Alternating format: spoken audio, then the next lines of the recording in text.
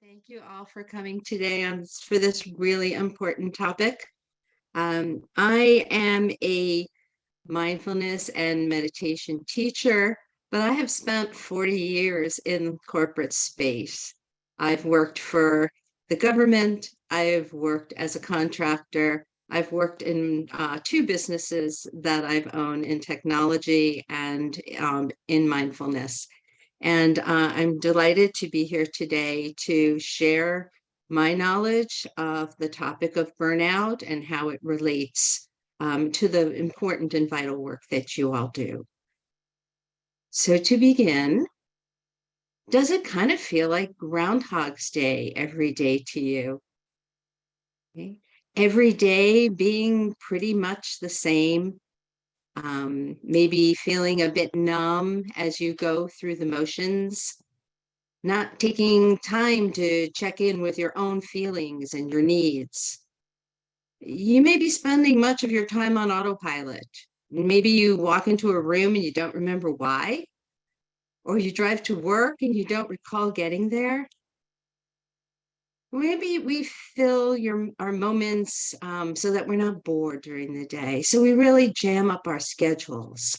We get lost in our technology, or we allow our emotions to hijack our mental clarity, reacting with emotion instead of rational thinking. Maybe you snap at your loved ones when you've had a hard day at work. And we don't listen to our bodies when they tell us that we're out of balance and we're on the verge of burnout. So when you have your attention pulled constantly in a fast-paced world, you often don't realize that the tension is in your body. That tension is data. It lets you know that you're stressed. And so we're going to start today by having you reconnect with your body to help you identify where you're holding your tension so that you can become more aware of when you experience stress and you can start to take steps to get unstuck. Okay, so we're actually going to start with a practice. So I invite you to come into a comfortable seat. You don't have to be rigid or uncomfortable in any way.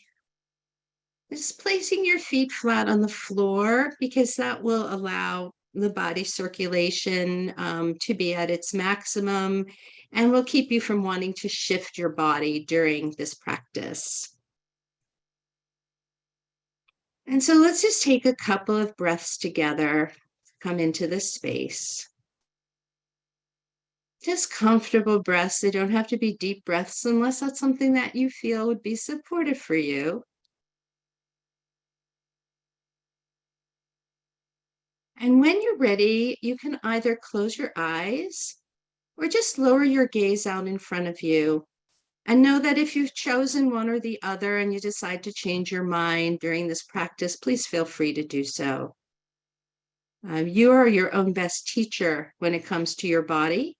So listen to what it is telling you and don't do anything, even if I tell you to, that feels uncomfortable for you.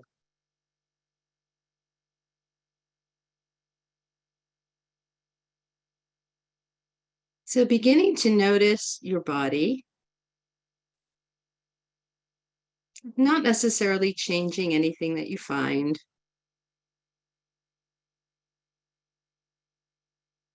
You bring your shoulders up to your ears, roll them back, and allow your shoulder blades to drop down your back. So it should be in a very comfortable posture.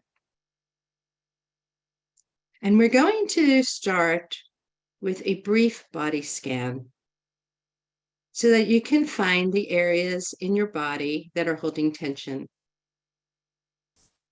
So beginning with your feet, just notice what you find. Maybe they're hot or they're cold. Perhaps you can feel the pressure of your feet on the floor.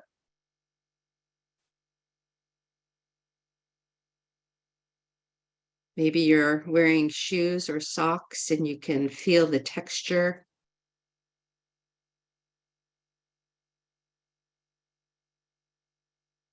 Notice if you carry any stress in your feet. If you're in a job where you're on your feet all day, you know exactly what I mean. But even for those who don't, you might be surprised. Notice if there's any tingling or pulsing, any numbness.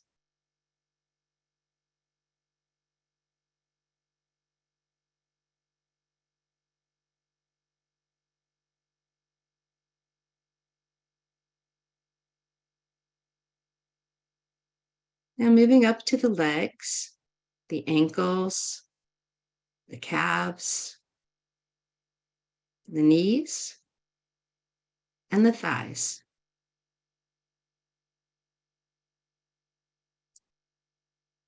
Just observing what you find here.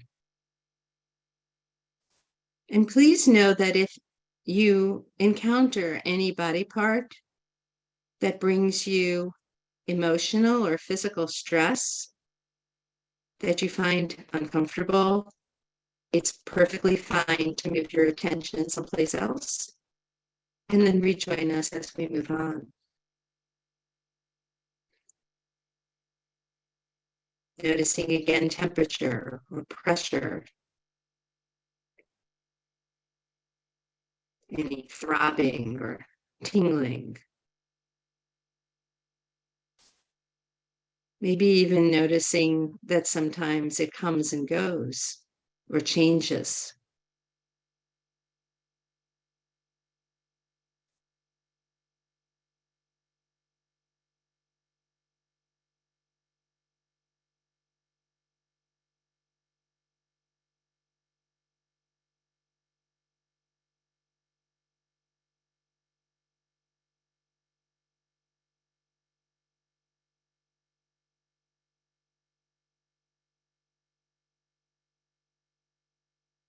Moving into the hips and your seat on the chair. Noticing the pressure of sitting.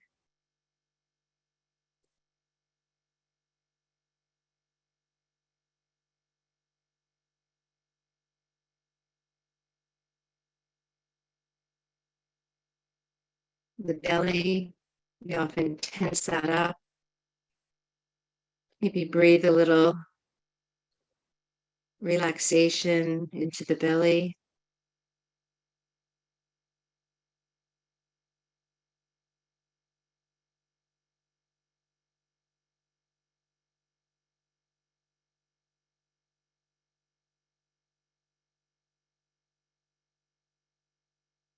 Moving into the torso, the chest, the ribs,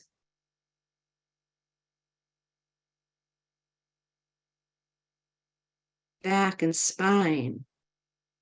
What do you notice here?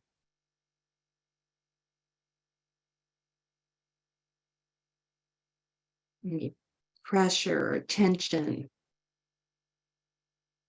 little aches and pains, discomforts.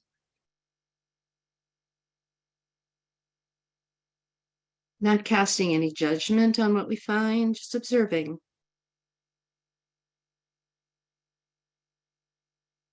Into the shoulders. Many of us carry our stress in our shoulders. What do you notice here?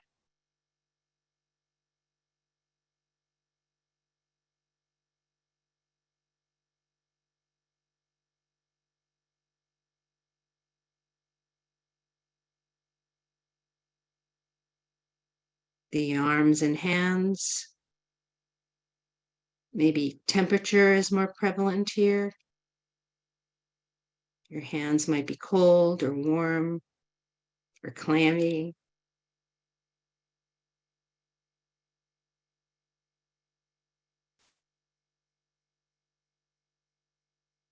Maybe you can feel your hands on your lap.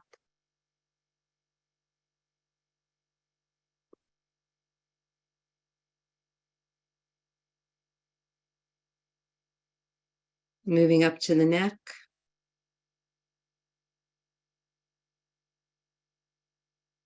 I carry a lot of tension in my neck. And I can definitely feel it now. The jaw. You tend to clench. Notice if your tongue might be stuck to the roof of your mouth, then let it drop and relax.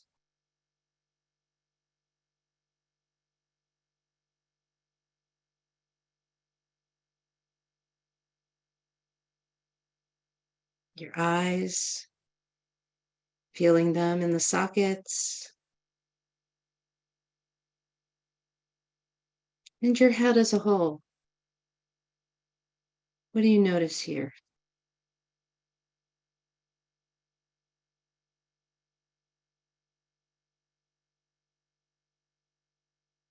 And taking a couple more breaths together. Maybe scan your body quickly again.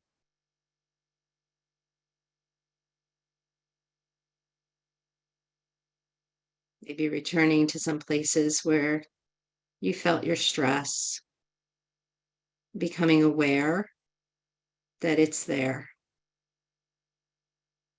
And opening your eyes when you're ready, if you've closed them.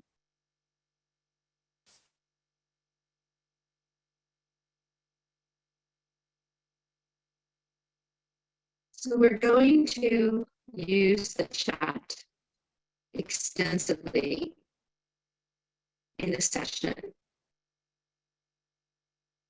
And I'd like to start by having you share. What did you find?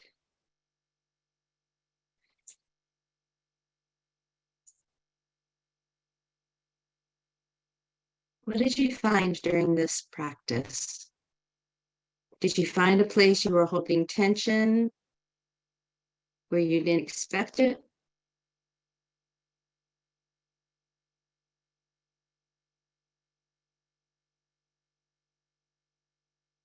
Where did you find your tension? Neck and shoulders, just like me, neck and shoulders. In the hips, behind the eyes. In the eyes. In your eyebrows, shoulders in between the eyes, and the neck, shoulders, and the hands and wrists in the belly. Oh, an overall sense of holding, like I'm guarded against something. Yeah, just holding ourselves together. The right side of the neck, the shoulder, the lower back, the scalp, the shoulders. So we have some in common and some unique in the jaw. Yeah. When we start to connect with our bodies, we begin to notice where that tension lives. And that gives us the opportunity to do something about it. Our stress, the stress that we are experiencing, comes from so many sources. You know, it can come from work. Maybe your workload's heavy, or you have a new job, or a new supervisor. Maybe there's bias in your workplace. Maybe your physical location is creating stress for you.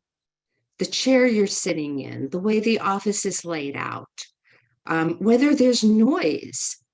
I heard all of these gas blowers going off this morning and decided I had to actually change rooms because it was starting to raise my stress level. Okay. It comes from our personal life. And this stress, you know, it could be illness or loss of a relationship or financial struggles. And it could be positive. It could be marriage or a new child. So personal life can bring all sorts of stressors to us, both positive and negative. And it can also be environmental. The technologies that we use, the politics of our day, natural disasters, the pandemic, the environment crisis, all of these things are opportunities for us to feel stress. And this type of stress is labeled acute. An external stressor exists and it impacts you. So it may be physical, or it may be perceived. So the stressor can be, a physical stress, like it hurts your body, or it can be an emotional stress. It could be stress in your thoughts. It could be long term, it could be short term, it could be minor, it could be major, it could be extreme. And it's really difficult to measure. So acute stress is also known as episodic stress. And this is what wild animals experience. So let's take a look at how they cope with stress.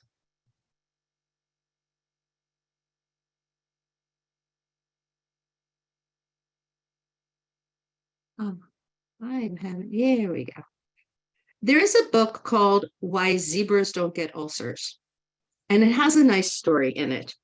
And in this story, a zebra is eating dinner, and a lion approaches the zebra, and his fight flight reaction kicks in. So it shuts down most of the zebra's bodily functions, and it prepares him to run by pumping adrenaline and cortisol into his body. Now, once the zebra has safely outrun the lion, it shakes. We've all seen our animals shake, our pets shake. They're shaking stress hormones out of their body. And then the zebra goes right back to eating. So there's just this instinctual fear. The zebra survival instinct to a physical threat kicked in. And the zebra responded to this episodic situation. And then he returned to his usual behavior. So if we look at this in terms of stress, everyone has a stress baseline. That's the dotted line on the screen. And the lion was a stressor. And so the zebra had a stress episode. He rose above his stress baseline. And when it was over, he dropped right back down. Okay, so keep that in mind. Now, what would a human do when they're triggered?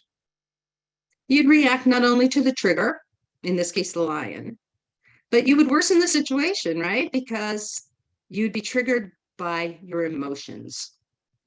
You might beat yourself up by being in the wrong place at the wrong time. You may get on social and start telling your friends, and you'll continue to retell the story over and over. And because our memories aren't really good during a time of crisis, we might elaborate on it or change it along the way so it's no longer really the true story of what happened. But what's going on is that we're re-triggering our emotional and our hormonal response over and over again. And now some people, instead of doing that, might push it down and hold in the fear. I don't want to talk about it. I don't want anyone to know that I got myself in that situation. Okay. So you may feel that your own stressors are greater than the resources that you have to deal with them. And it's likely that you'll react the same way, even if the stressor wasn't a physical danger, like the lion or a car accident. Maybe it's a perceived danger, like not being included in a meeting or feeling unappreciated when work is piling up on your desk. The trigger may be the attitude of a coworker or your pile of work. But chronic stress comes from your emotional response to the situation that isn't life-threatening. And it's exacerbated by spending time ruminating about what's happened in the past or worrying about what might happen in the future. So this is again the chart of the zebra, where he has a stressor and he comes right back to his baseline. This is the chart of a human. You have a stressor and you don't quite let it go. And over time, your baseline rises. You have another stressor and you don't quite let that one go, and your baseline rises again. You keep thinking, I should have done something differently, or what if this bad thing happens to me? And so you're reacting to stressors that are not life-threatening. And it's this chronic stress that we're going to talk about today that leads to burnout. So there are physiological reasons why our bodies react to triggers in the way that they do. So the amygdala is the primitive brain, and it exists in all creatures, and it searches for threats. This is the part of your brain that keeps you alive. Okay, when it finds a threat, adrenaline and cortisol are released, and you go into fight flight. Your pulse increases, your blood pressure increases, and any body symptoms that aren't needed for survival get shut down. And in humans, this means the amygdala also hijacks your brain, and your emotions take over and react to the trigger. So you might have experienced a time where you say, I'm so angry I can't think. Yeah, that is physiological. The stress hormones shut down the center for problem solving, which is your prefrontal cortex, and the center for memory and compassion, which is your hippocampus. And when your body is constantly bathed in these stress hormones, you end up with chronic hyperarousal, sleep disorders, headaches, backaches, anxiety, all sorts of symptoms. So in the chat, let's share, what symptoms of stress do you experience on a regular basis? What do you notice about your daily life that you can share with others? Because I find that sharing really helps normalize what's going on with chronic stress. I'll give everyone a moment to type something into the chat. What symptoms of stress do you experience? Somebody used to have lots and lots of trouble sleeping. Yeah, sleeping again, headaches, very common. Not being able to eat. Yes, not enough time in the day to get things done, stomach issues, inability to prioritize. I think I saw something else about monkey brain. Yeah, when trying to sleep, not being able to settle the mind, right? Backaches, digestive issues, anxiety and panic. I so feel for you. I totally experienced that myself. Autoimmune flares, thank you for that. Yes, migraines, butterflies in the stomach, just creating your own tension, having racing thoughts, overeating. Yeah, some of us overeat and some of us forget to eat at all. Being absent-minded, clenching and exhaustion and brain fog. Look at all of this. Anxious that we're not getting things done, feeling like we don't have enough time. Yeah. And ultimately, all of these symptoms of chronic stress are going to lead to breakdown. This is exhaustion, loss of drive, loss of enthusiasm, alienation. That is burnout. Okay. Now, there are also physical breakdowns that you mentioned, but going even further than that, the physical things that you've described here in the chat lead to depression. It leads to changes in your genetic expressions, leads to heart attacks and cancer and obesity. So to combat these patterns, these habits we have of reacting to everything that triggers us, we need to turn on the pathways in the brain. We need to turn on the prefrontal cortex and the hippocampus and reactivate our critical thinking and learn to respond with clarity rather than with emotion. So resilience is how we can handle the obstacles that derail us every day. Now, this is a personal journey for each of us. We don't all respond to situations in the same way. So you'll need to find a strategy that works for you. But to start, use the chat. Tell me how you would define resilience.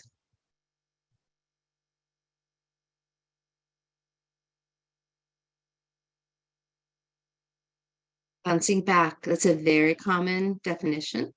Ability to overcome adversity, boundary setting, flexibility. These are all components of resilience. Ability to let go, endurance, thriving and not just surviving, pushing through. Yeah, staying calm in the face of stress, reclaiming your agency, thinking rationally when emotions are high, continuing on, adjusting to circumstances. Emotional, physical, and cognitive elasticity, healing, trying again. My definition of stress for us today is the ability to negotiate your life. Resilience is the ability to negotiate your life without becoming chronically stressed. Right? So resilience really is, how do I negotiate the day without adding to my stress level? So I'm going to outline a concept today that's been supported by research. I'll hopefully give you a new perspective on building your resilience. We just talked about how often we think about the past and worry about the future rather than staying present like the zebra. And ruminating those what ifs and should haves, those imagined sequences of events, that reruns the emotional upset in your mind. And this sustains anger and resentments and keeps pumping these stress hormones into your body and doesn't give your body its natural tendency to rest and recover and return to that baseline stress level. So avoiding rumination is key to developing resilience. We know from the research that building resilience is a learnable behavior. This is not a trait you're born with. You're either resilient or not. No. Okay. It may have served you well as a child to ruminate. So maybe before you were old enough to think through your challenges, before you learned how to self-soothe when you were faced with painful experiences, yeah, you ruminated and you responded out of emotion. But it no longer serves you. And it leads to chronic stress that compromises your immune function and impacts your feelings of well-being. So I'm often asked at this point, isn't it necessary to learn from the past and plan for the future? And of course it is. I'm not saying to never look back or never look forward. But this type of thinking is not rumination. You might be thinking of a problem to find a solution. Or you might be purposefully planning for something that's coming up. And both of these may refer to the past or the future, but our frame of mind is the present. Okay. We ask ourselves questions like, well, what if I try this? Or what else can I try? Or, can this, schedule work for me? But we aren't going so far as to say, what if we fail? What if I lose my job? Rumination brings in the elements of judgment and emotion, and we start catastrophizing by telling ourselves stories that haven't shown themselves to be true. And it's that added rumination and emotion that leads to chronic stress. So what do resilient people look like? They're not on autopilot. Okay? Resilient people use curiosity to stay focused on what's in front of them. They don't allow the rumination to hijack their thoughts or their emotions. And they also know how and when to express their emotions. They don't ignore the emotional fallout of a disagreement with a coworker. And at the same time, they don't rant when somebody takes advantage of their goodwill and piles extra work on their desk. So they stay in the present and they use their attention intentionally. So how does all this tie into burnout? Well, once you understand that chronic stress is a physical response to your surroundings, you can start to work on expanding your resilience to stress. So getting out of autopilot and deepening your focus can move you from reacting with emotion to responding with clarity. So the goal is to reset your physiology so you can become more self-aware and regulated and motivated. So in this green zone, this is your resilience area, and this is what you want to grow. But in the orange and red zones, you are in survival mode. Your brain can't turn on because you're bathed in stress hormones. So even if you think, and you obviously all have great successes at work, imagine how much better your work can be and your day can be if you let those stress hormones go. If you can better access the parts of your brain responsible for critical thinking and memory and compassion. So in the orange zone, you're really driven by your emotions and you begin to feel out of control and reactive. And you might even find yourself snapping at people that have nothing to do with your current situation. We often actually don't let our guards down at work as much as we might at home. Like we get home and we're tired and cranky from all the stress of the day. And maybe we snap at our kids who were just excited and waiting for us to come home. In the red zone, however, you've gone further and you've sunk into burnout. You've become disengaged, you lose your focus and your motivation. So you want to build awareness to recognize when you're not in this green zone and learn to regulate your sense of calm and clarity so you can turn on the critical thinking parts of your brain. In this way, you can meet stress with more intentionality and less emotion. You want to build that capacity to stay in the green zone and to grow it and to recognize overwhelm and work with it before you can become stressed and ultimately burned out. So you need to stop feeding your negative emotions with attention. And you need to see your daily pressures as non-life threatening so you don't activate the stress response. That's really key.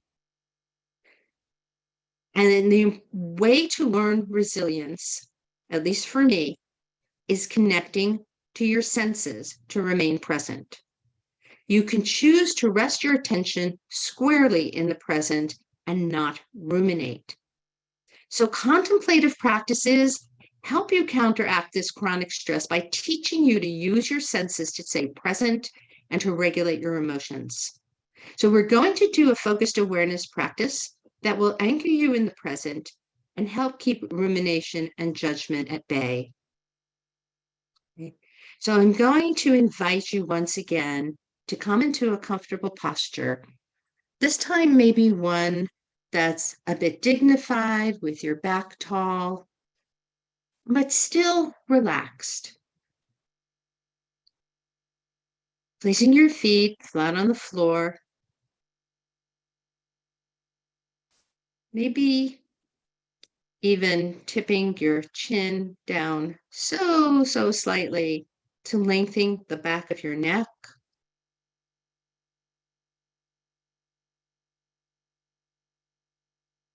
Taking a few deep breaths together.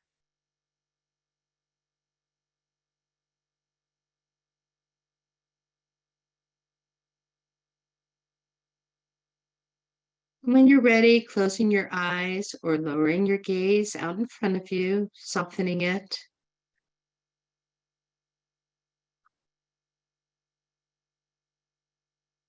Noticing if there is any stress in your belly or your shoulders. Again, allowing that tongue to drop from the roof of your mouth. Recognizing the stress that you found in your body during the body scan and bringing a little softness to it. And noticing your whole body sitting and breathing.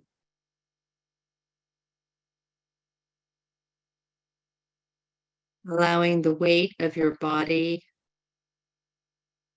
to be held by the earth in your chair. Be placing your hands in your lap gently.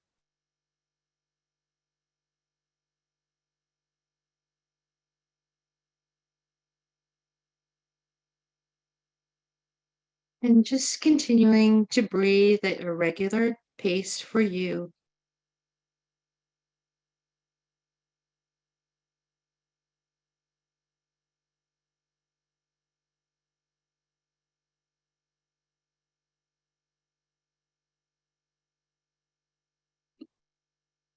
Now, I invite you to rest your attention on one of the contact points of your body. It may be your feet, or your hands on your lap, or your seat on the chair. This is going to be your anchor. Bring your attention to the contact point of your body.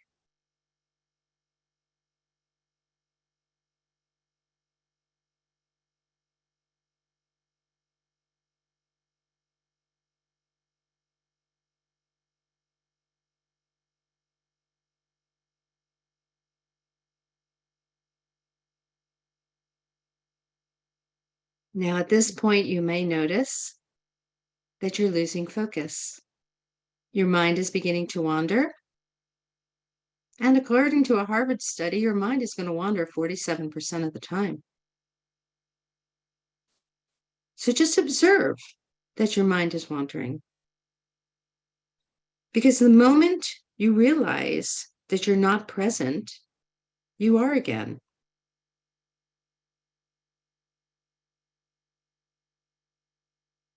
Bring yourself back to your anchor, that contact point of your body. And anytime you find yourself going down a rabbit hole, following a thought, creating a narrative, telling yourself a story, acknowledge and begin again, returning the attention to the anchor.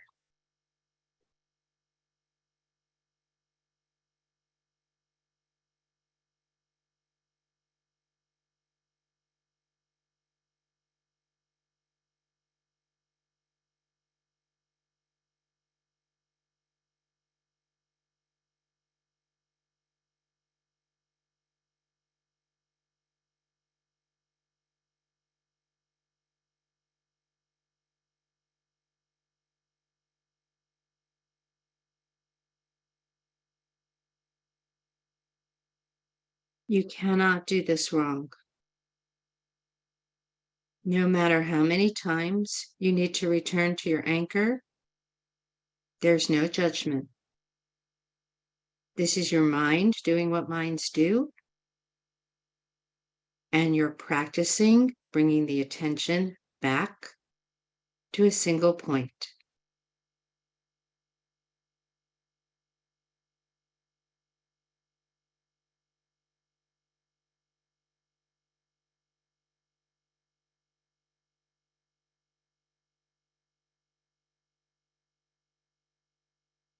Now we're going to shift that anchor to the soundscape. Listening, hearing the sounds that are within you or around you, or maybe further afield.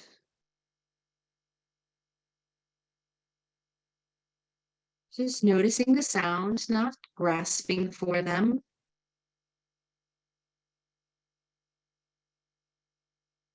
Allowing them to simply arise.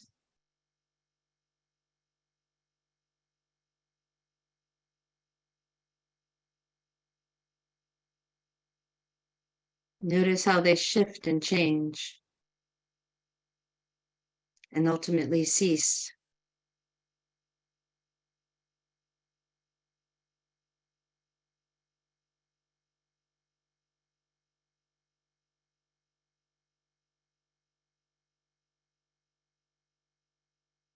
And when your attention gets hijacked, sound is now your anchor. Bring your attention back into the soundscape.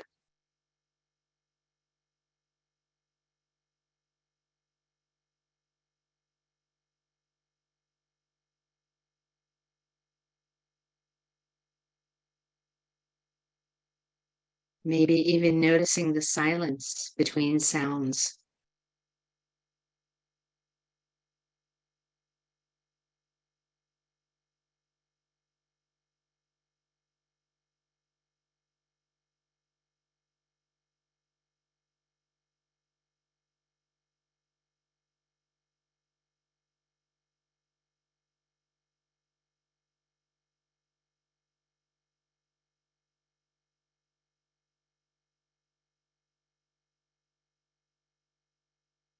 Sounds aren't a distraction.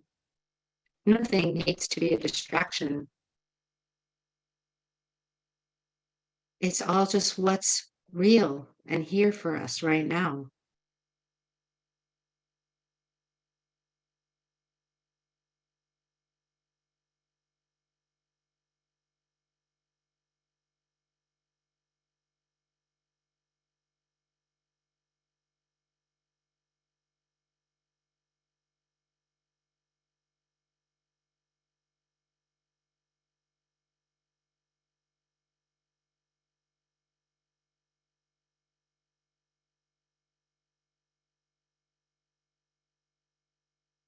And now I invite you to try a third anchor, and this is your breath. And not everybody can relate to their breath. So if it is uncomfortable for you, feel free to go back to either of the other anchors, the body contact points or soundscape, and continue from there. But if you'd like to connect to your breath, maybe you place a hand on your belly or your chest and feel it rising and falling.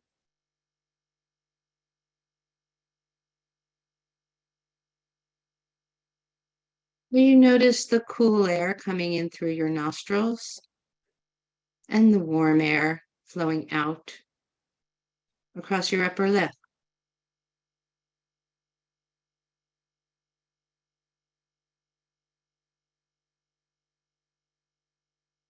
Breathing in, knowing that you're breathing in, and breathing out, knowing that you're breathing out.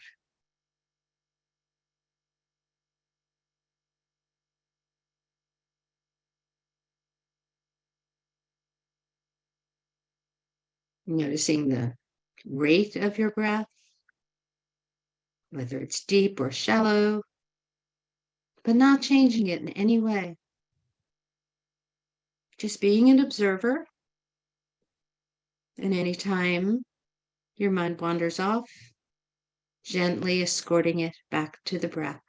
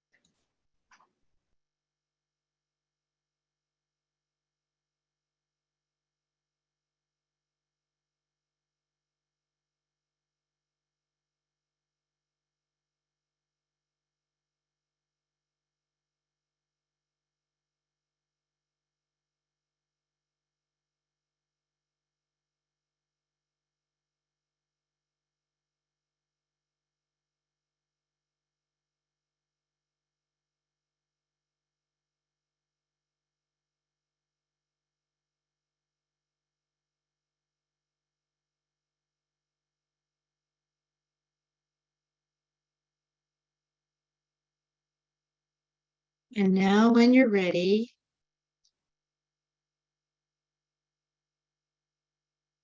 notice again your whole body sitting and breathing, returning your attention back into this shared space, taking a couple of closing breaths. And when you're ready, opening your eyes if they were closed.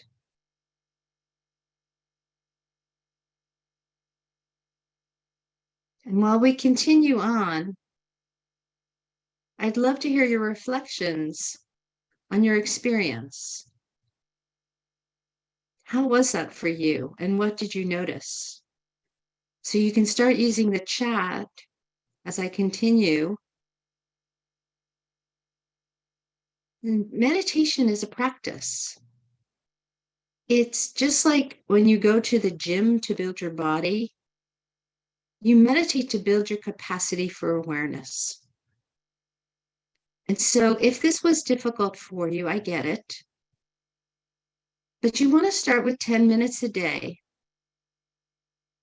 perhaps in the morning or before bed, and just choose one anchor. We're not shopping around for anchors. Each session is one anchor. Each session is its own observation. We don't judge the session by saying it was good or bad.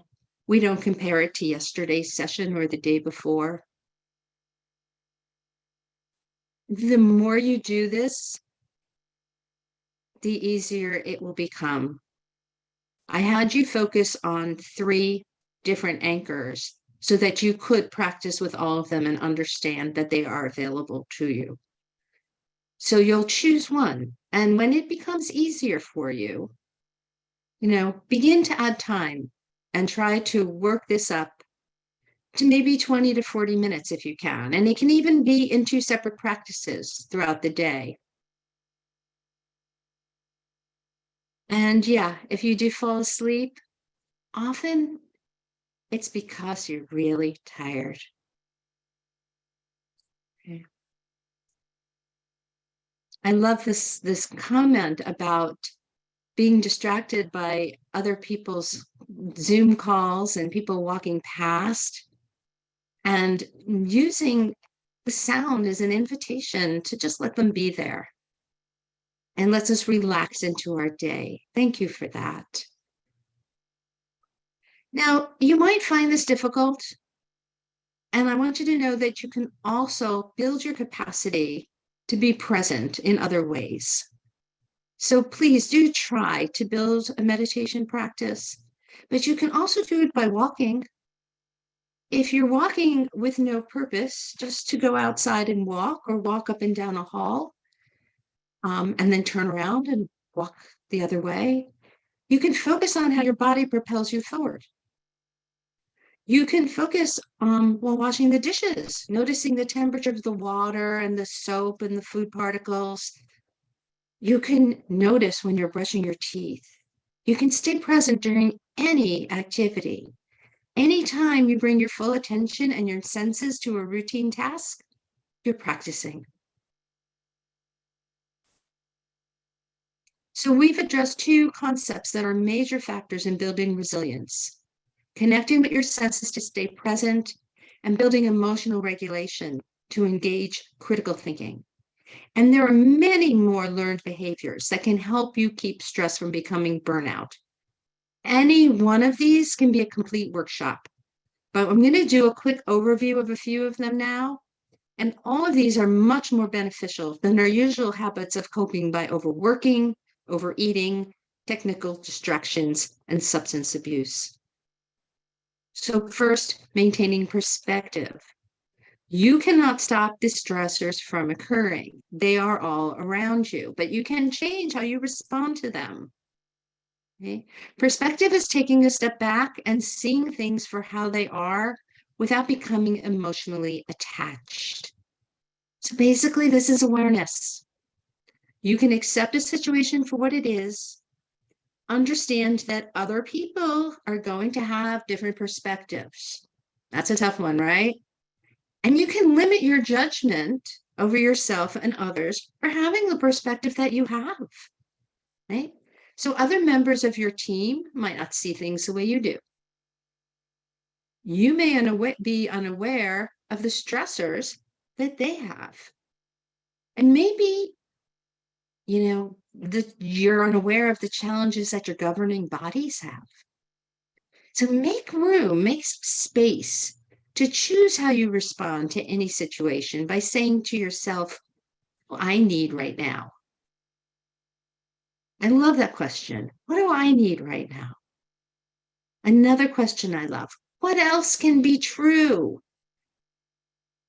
Okay. If you start judging people and saying, oh, they don't know what I'm going through, or why are they acting that way? What else can be true? And what is the opportunity here? Every stressor provides us with an opportunity to learn about ourselves and grow. Discernment allows you to cope with a difficult situation without discounting your own physical and emotional needs.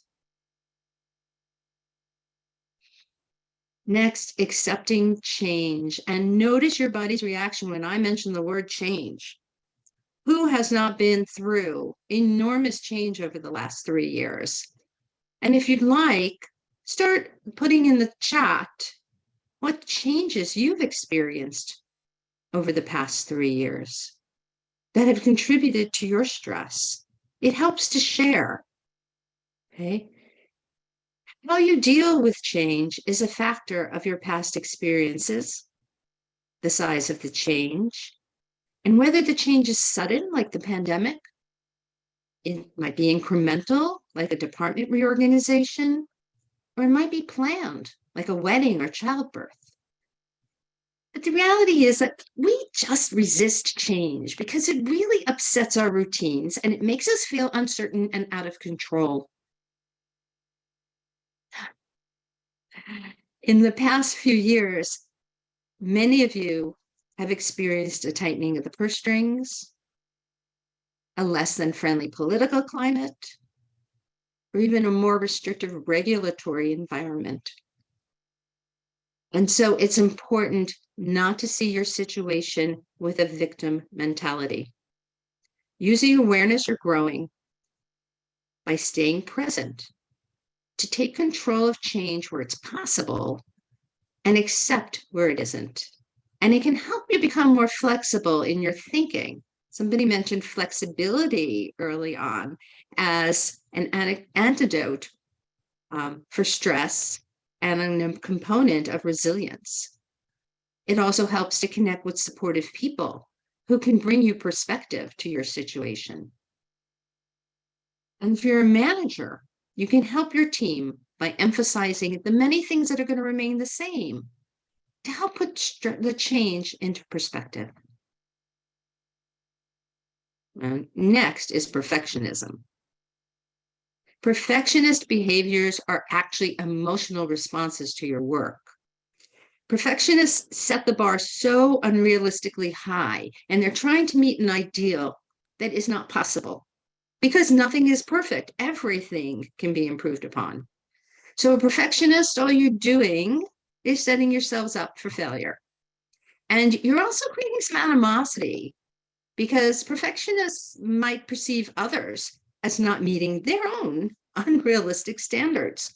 So, do you see this in yourself? Perfectionism is a desire to control, and realistically, you need to see the uncertainty of life and the limits of your control. You control your attention, and you can recognize the best that you can do under any circumstance. But you need to let go of the anger and the blame when things don't go exactly as you planned. Everyone has problems to solve.